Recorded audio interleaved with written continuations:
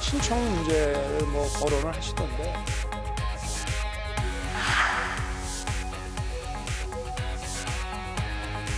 윤석열 대통령 선거에 이제 뒷받침을 잘 하는 걸로.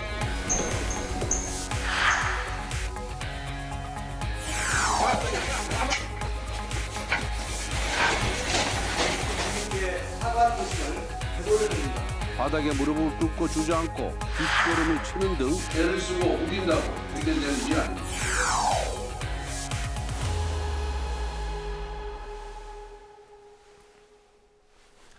네, 이번 시간은 뉴스앤 파워 인터뷰 코너입니다. 새 정부가 출범한 지 이제 70일 정도 됐지만 정부 여당의 모습은 여전히 불안한 모습입니다. 여러 이슈들 속에 대통령 지지율은 하락하고 있고 여당 내 혼란도 계속되고 있는 모습인데요. 국민의힘 4선의 중진이자 최고령 의원이신 오늘은 국민의힘 홍문표 의원과 관련 이야기를 짚어보도록 하겠습니다. 의원님 안녕하십니까? 반갑습니다. 네, 안녕하십니까. 네. 반갑습니다. 오늘 실제 처음 뵙는데 키가 네. 굉장히 크시고 호출하십니다. 풍채가 굉장히 네. 좋으십니다. 네, 감사합니다. 반갑습니다. 네, 우선 윤석열 대통령 지지율 관련 이야기부터 한번 해볼까 하는데요. 이제 취임 2달을 이제 좀 넘긴 임기 초반인데 보통 요 때쯤에는 이제 지지율이 좀 높은 상황인데 지금 이제 하락세를 좀처럼 이제 벗어나지 못하고 고전의 모습인데요. 긍정 평가가 30대 초반, 또 이제 부정 평가가 60%를 넘은 그런 여론조사 결과도 나왔습니다. 예, 이러한 원인에는 최근 대통령실 사적 채용 논란, 또 인사 문제 영향이 크다는 지적이 나오고 있는데 의원님께서는 이러한 현상 어떻게 보고 계시고 그 원인을 어떻게 짚고 계십니까? 먼저 뭐 중진으로서 우리 정권 잡은 지 얼마 안 돼서 국민으로부터 이런 성적표가 나온 데 대해서 진심으로 죄송하다는 말씀을 먼저 드리고 네.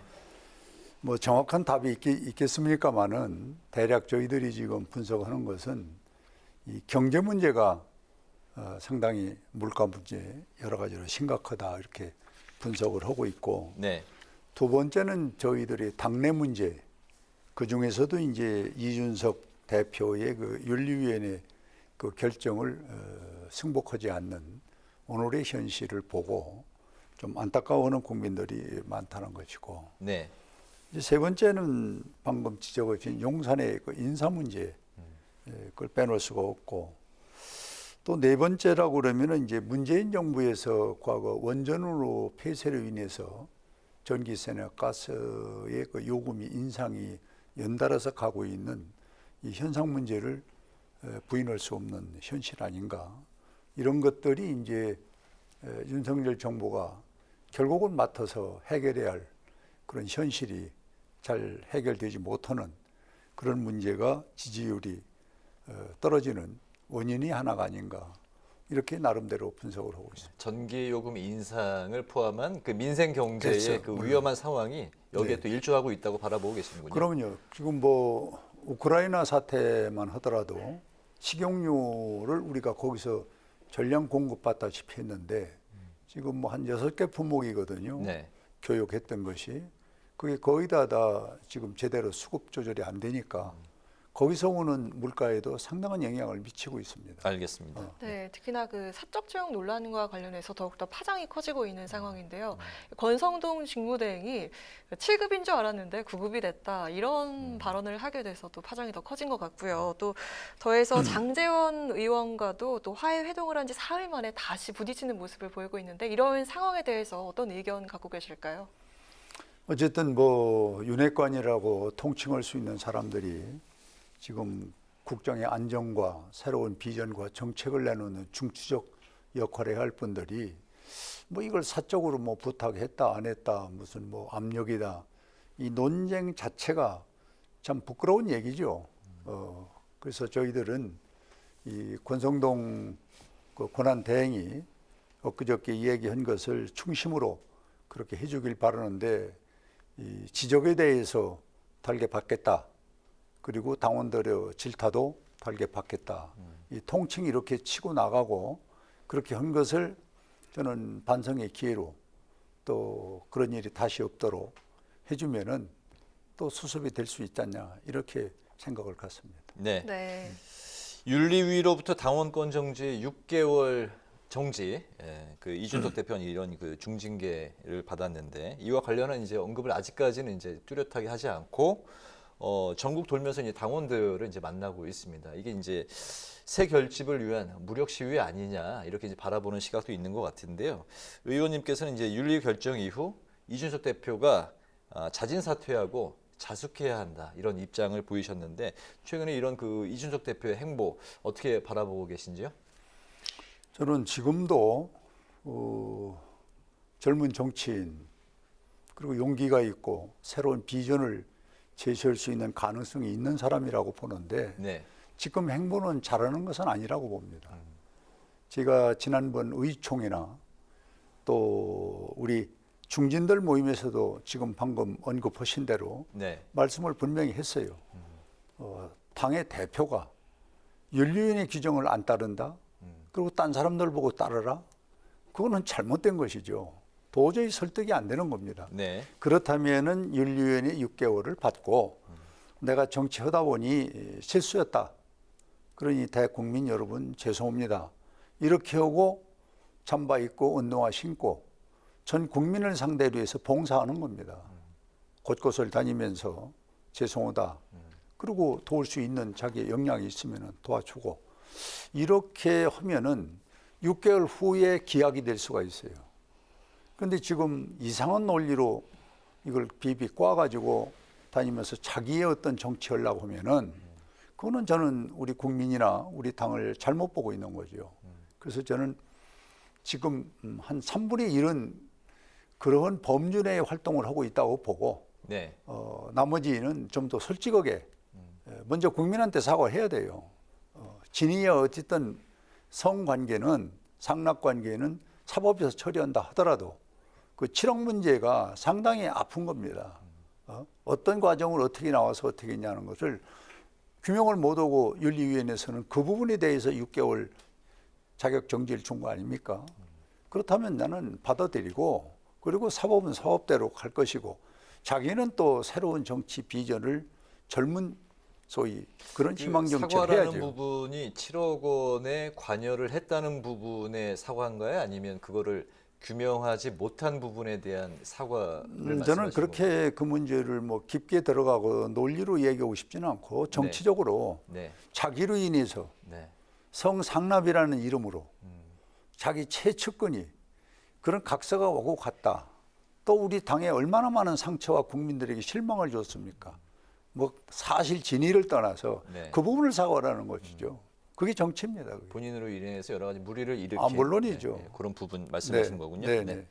네, 지금 국회 내에서 여야가 연일 공방을 벌이고 있는 것 중에 하나가 지금 또 바로 탈북어민 북송 사건이잖아요. 이 신구 권력 간의 갈등으로까지 번지고 있는 상황인데 민주당 측에선 이 사안과 함께 그 윤 정부 인사 문제까지 같이 국정조사를 하자라는 입장인데 여기에 대한 국민의힘 입장 어떻습니까? 대북 북송 문제는 지금 물타기를 하면 안 됩니다. 그건 그거고 이건 이거지. 그걸 맞춰가지고 마치 물타기로 해서 희석을 시키고 네. 축소하려고 하는 이거는 진짜 정치의 잘못된 행태를 지금 벌이고 있는 건데 북송 문제는 뭐 우리 요즘에서 이제 최근에 국민들이 다 알고 있는 건데 이 국내 법이 있잖아요. 기순자로서 그 처리할 수 있는 규정이 있는데도 불구하고 그걸 무시하고 그리고 국제인권법도 있고 또 인간의 가장 중요한 그 인륜에 그 가까운 도덕적인 그런 그 인간관계 처리하는 방법이 얼마든지 세계사에 있어요. 그런 것들을 저는 준해서 했다면은 이렇게 개나 소 도살장에 끌려가는 식으로 그 몸부림치고 안 가려는 그걸 억지로 끄서 북한에 보낸 거는 북한에 사실 인간 도살장에 보낸 거나 마찬가지인 겁니다. 이거를 갖다가 어떻게 덮어서 딴 거하고 비교를 해서 인사 문제하고 물타기를 하는 거는 그건 정도의 정치가 아닙니다. 그래서 저는 이 문제만큼은 분명히 사실 규명을 해야 됩니다. 네. 누가 지시를 해서 누가 거기를 보냈고 그리고 그러한 각본이 어디서 나왔던 것인지 그리고 뭐 솔직한 얘기로 문재인 정부가 계속됐다면 서해 공무원 피살 사건이나 지금 이 북송 사건이 덮어졌을 거 아닙니까? 세상에 안 밝혀졌을 거 아니에요? 네. 네. 이게 정권을 바뀜으로 인해서 이건 사실로 우리 국민이 알았거든요. 그 한 가지만 보더라도 이건 잘못된 거예요. 그럼 지금 바로 잡아야 됩니다. 누가 지시해서 누가 이것을 했는가를 그건 끝까지 찾아내서 국민에게 보여주는 그것이 나는 정권 잡은 오늘 정치의 핵심이라고 보는 거예요. 네, 네. 그렇게 밝히기 위해서는 국정조사도 필요하다는 말씀이신가요? 뭐 국정조사도 좋고 뭐라도 이거는 해야죠. 알겠습니다. 네. 네. 의원님 그 지역구가 충남 홍성군 예산군인데요. 지역 네. 현안 이야기로 한번 화제를 바꿔보겠습니다. 2020년 국가균형발전특별법을 이제 대표 발의하셨는데 그 결과 충남에만 없었던 혁신도시가 이제 지정이 됐었죠. 근데 지금까지도 공공기관 이전이 잘 안 된 걸로 지금 전해지고 있습니다. 그 이유가 그 어디에서 찾을 수 있을까요? 저는 참 이 부분은 제가 대표 발의해서 국회에서 바로 통과가 됐거든요. 네. 그런데 국회 통과되면은 30일 안에 대통령에게 보고를 하게 돼 있어요. 네. 그때 당시 문재인 대통령에게 보고를 했습니다. 네. 그런데 공공기관을 이런 것들을 이전하겠다라는 큰 아웃라인이 있거든요. 네. 그걸 대통령이 사인을 안 하고 그냥 집으로 가버리니까 이게 붕 떠 있는 거예요. 네. 그것이 이제 대전과 충남이 동시에 지금 혁신도시가 없습니다. 그래서 이게 같이 이 법안이 만들어졌는데, 근데 저는 이런 부분이 대통령이 꼭 이걸 사인을 하고 갔어야 돼요. 이렇게 해서 14년간 충남과 대전만 없던 혁신도시, 국회가 법을 만들어 놓고 공공기관이 이전을 대통령이 사인해서 못한다. 이거는 참말로 대통령에게 원망을 하고 싶은 거죠. 사인이 없어서 못했다. 그렇죠. 네. 대통령이 재가가 없으면은 제가를 왜 그때 안 했을까요? 그거는 주들이 뭐 추측입니다만은 뭐 이 충청도를 좀 말랑말랑하게 보는 거 아닙니까? 그래서 저는 충청도의 힘을 이번에 대통령 윤석열 당선시키는데도 인력을 했고, 또 앞으로도 국가 균형 발전을 진짜 하려면은 네. 충청도도 대전도 혁신도시가 있어야지. 17개 시도가 다 있는데 왜 충남 대전만 없습니까? 네. 네. 네. 그래서 저는 그 문제를 어디 가든지 요즘에 이야기를 하고 있고, 더 안타까운 거는 이 KBS 공영방송이나 또 장항선이 단선철도야. 네. 이런 철도도 지금 왜 전부가 복선 KTX를 타고 다니는데 네. 왜 충남만 단선철도? 그 단선철도는 어떤 게 문제점인가요? 아니 복선이 KTX로 다니면은 네. 저 전라도 광주 있잖아요, 쉽게. 네. 거기가 서울을 더 빨리 옵니다. 그리고 우리 홍성 사람들이 가까운데도 늦게 올라요. 네. 이건 국가 균형 발전이 아니잖아. 그리고 딴 도에 다 KBS 방송국도 다 있는데 왜 네. 충남만 없느냐? 네. 또 지방 은행도 없어요. 비행장도 없고. 이거를 나는 지난번에 안희정 지사 8년, 또 양승조 4년, 네. 12년 동안 민주당 지방정부가 오늘의 이와 같은 결과가 나왔는데, 요번에 이제 김태흠 지사가 충남도지사가 네, 됐잖아요. 네. 제가 알기로는 요즘에 잠 못 자고 땀을 뻘뻘 흘리는 걸로 알아요. 네. 이걸 이제 자기도 도지사 됐으니까 균형 발전해야 할 거 아니에요. 네. 뭐 과거 탓만 할 수는 없고. 어떤 게 가장 시급하다고 보십니까? 어떤 게 가장 지금 필요하다고? 철도가 제일 급하죠. 네, 철도요. 네. 멀리 있는 사람이 빨리 서부를 오고 가까이 있는 사람이 단선을 곡선으로 만드는. 단선을 빨리 복선으로 만들어야 되고. 네. 또 뭐가 있을까요? 그리고 이제 지금 공영방송이라는 거는 네. 이제 생활 뉴스가 많이 나오잖아요. 그런 어떤 생활 뉴스를 제대로 못 듣는 거. 일기예보 같은 것도 그렇고. 그리고 이제 이 은행이 없으면은, 지방은행이 없으면은 지금 대략 우리가 정의한 것이 1년에 24조 정도가 충남에서 딴 지역으로 나갑니다. 네. 이런 부분도 이제 계산을 해보고 촘촘히 따져보면은 참 지역에 은행 하나 없다는 것이 이렇게 이제 어려운 점이 많은 거죠.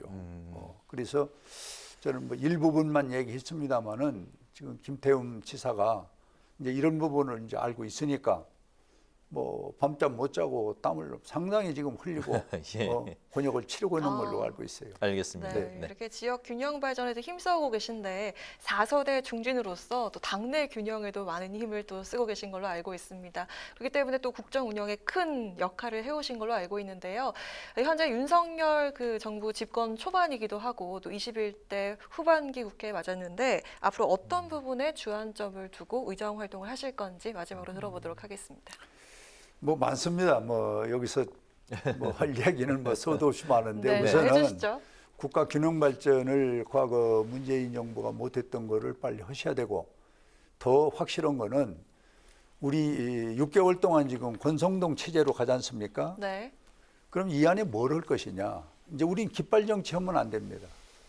아침에 새벽에 공부한다고 하고 사람 모이라고 그래놓고 눈도장 찍고 그리고 또 끝날 때쯤 되면 사람 몇 명 없고 이게 이제 좌파 세력 규합하는 거거든요. 이런 짓 하면 안 돼요. 지금 우리가 어느 때입니까? 0.75로 당선돼서 37%, 33% 떨어지면은 우리 당은 비상이에요.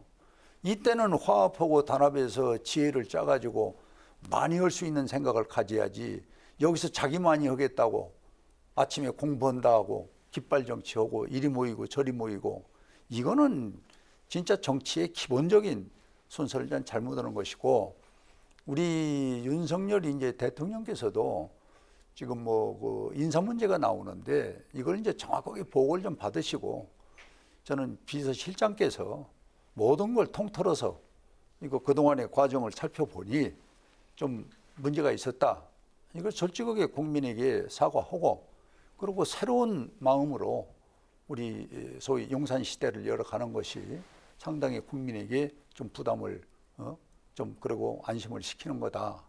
그리고 마지막으로는 대통령께서 공약으로 452개 그리고 인수위원회에서 110개 공약을 추린 게 있어요. 네. 그게 지금 붕 떠갖고 있는데 그거를 이제 분석을 해보면은 국민 공약이 있고 권역별 공약이 있고 지역 공약이 있습니다. 그걸 가지고 전문가나 교수나 많은 분들과 현장으로 가서 토론회 공청회 간담회를 해야 돼요. 네. 당신이 이번에 이 지역에서 이러이런 공약을 했는데 그 실천하기 위해서 내가 현장에 왔다. 그래서 현장에 와서 공청회 토론회 간담회 하면은 지역민들이 얼마나 기분 좋고 믿음과 신뢰가 있겠어요.